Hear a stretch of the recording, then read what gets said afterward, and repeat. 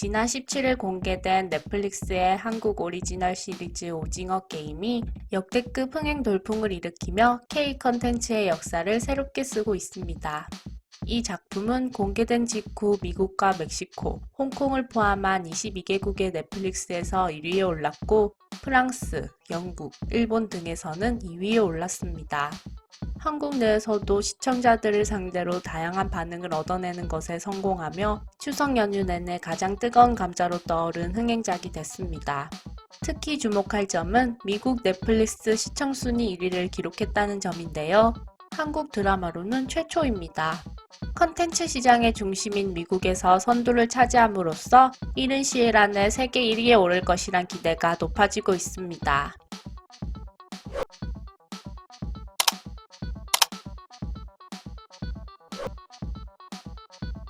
오징어 게임은 456억 원의 상금이 걸린 의문의 서바이벌 게임에 참가한 사람들이 최후의 승자가 되기 위해 목숨을 걸고 극한의 게임에 도전하는 이야기입니다.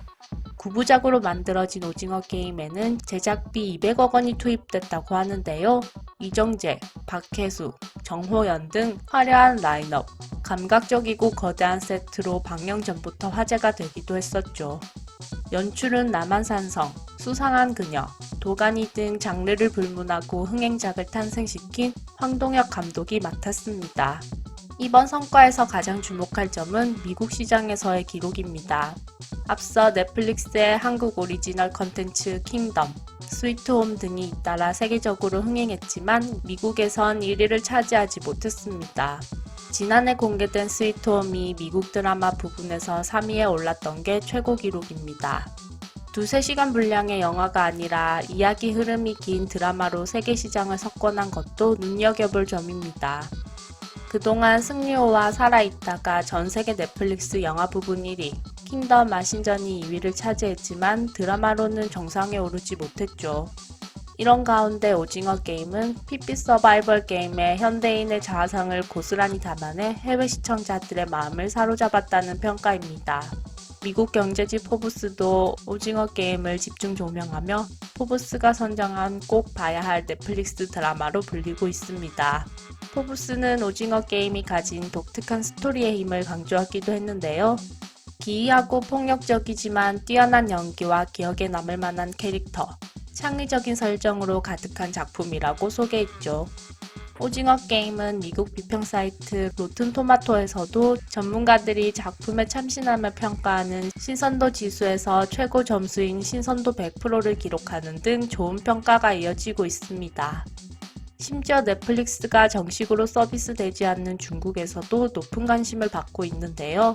중국 최대 소셜미디어 웨이보에서 23일 오전 10시 기준 오징어 게임 해시태그 11만 8천회가 언급됐고 조회수 역시 5억 8천만 뷰에 이릅니다.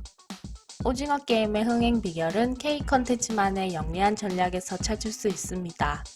장르와 소재의 보편성을 따르면서도 그 안에 한국만의 특수성을 잘 녹여내 해외 시청자들에게 신선하게 다가갔다는 겁니다. 킹덤이 해외에서 다수 제작된 좀비물에 한국 사극의 특성을 결합한 것을 떠올리면 됩니다. 이 작품도 목숨을 걸고 게임에 참여하는 데스게임이라는 장르를 해외에서 가져왔습니다. 데스게임은 2000년 배틀로얄 이후 많은 인기를 얻었으며 미국, 유럽 시청자들이 즐겨보는 장르로 자리매김했습니다. 오징어 게임은 여기에 세계 어디에서나 공감할 수 있는 현대인의 욕망과 좌절을 소재로 내세워 보편성을 강화했습니다. 그러면서도 무궁화 꽃이 피었습니다. 구슬치기, 뽑기 등 지극히 한국적인 게임을 접목해 해외 시청자들의 호기심을 자극했습니다. 또한 게임들이 생소할 수 있는 점을 감안해 재밌는 아이디어도 더했습니다. 외국인 VIP들을 초대해 게임을 설명하는 장면을 넣어 게임을 이해하고 즐길 수 있도록 했습니다. 기존 데스게임 작품들과의 차별화도 시도했죠. 사회적인 구조를 담았다는 것도 흥행의 이유입니다.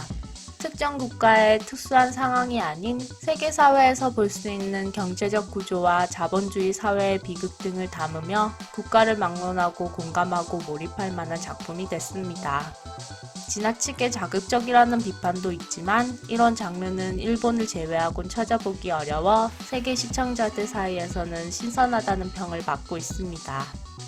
다만 일본발 데스게임에 익숙한 국내에서는 만화 라이엇 게임, 도박 묵시록 카이지와 영화 신이 말하는 대로 등 일본 작품을 짜집게 한 것 같다는 비판의 목소리가 나오고 있습니다.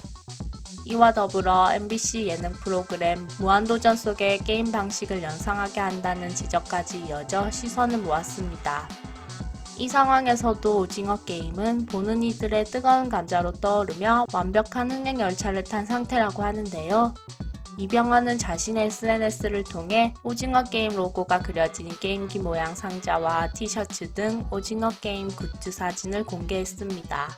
정용진 신세계그룹 부회장 역시 자신의 인스타그램에 오징어 게임을 완주하고 나니 갑자기 직소가 보고 싶다. 직소를 살려내라 라며 시청 인증샷을 남겼고 잉글랜드 프리미어리그 맨체스터 유나이티드 소속 선수 제시 링가드도 시청 후기를 남기기도 했습니다.